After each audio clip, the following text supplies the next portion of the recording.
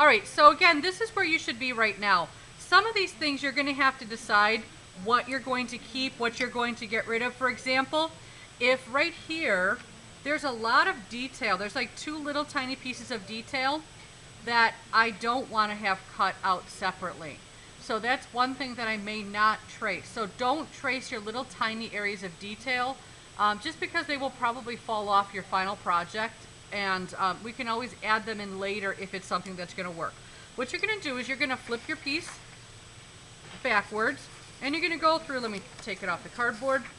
You're going to go through and you're going to basically shade in with your darkest pencil, your highest B, or your ebony pencil from your art kit. You're going to shade the whole back in. I'm just going to shade a little bit just for the essence of time. Once it's completely shaded in, again, notice it's pretty dark. You want it to be dark because you want to make sure that those lines transfer. What you're going to do is you're going to place that finished piece right onto your cardboard, and then take a little bit of tape and actually tape it top and bottom, just to make sure that it does not shift, okay? So once it's taped top and bottom, you're then going to take something like a pen. I would definitely recommend this pen is probably your best option, but you're going to be going through, and I'm using a colored pen, so I have a red pen so I can actually see what I'm tracing.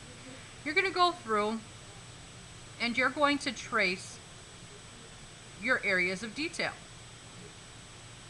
And this is going to transfer those lines down to your finished product. Now, do not throw away your printout. That printout is really, really important because that's going to allow you to look at some of that detail as you're working on here and see what is white, what is light gray, what's dark gray, and what is black, okay? So this is a 4 level. Basically, I would go through and trace this entire thing, and then I have to make the decision.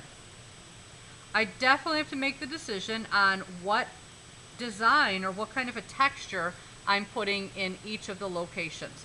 So it is really important that you remember, and the most common textures that you're going to use is this one, where it's completely pulled off, where you have just all the way down to the bare cardboard.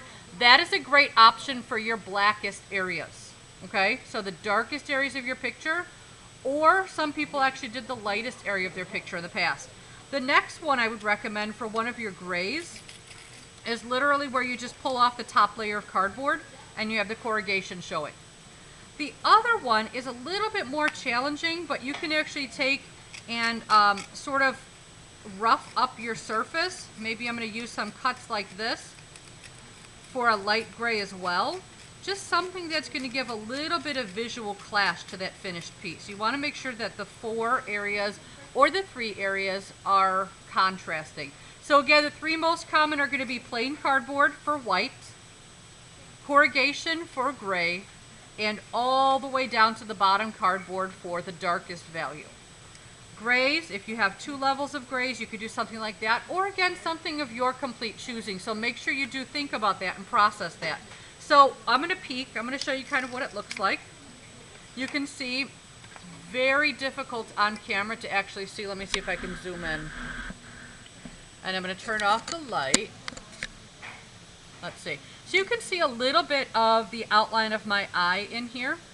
And basically after this stage, again, I would say, okay, this I'm going to leave cardboard. Let me make sure I'm up in camera. There we go. All right. So that I'm going to leave as cardboard. This one I'm going to have light cuts. The dark gray I'm going to have corrugation. And the blackest area is going to be board, so the back of the board.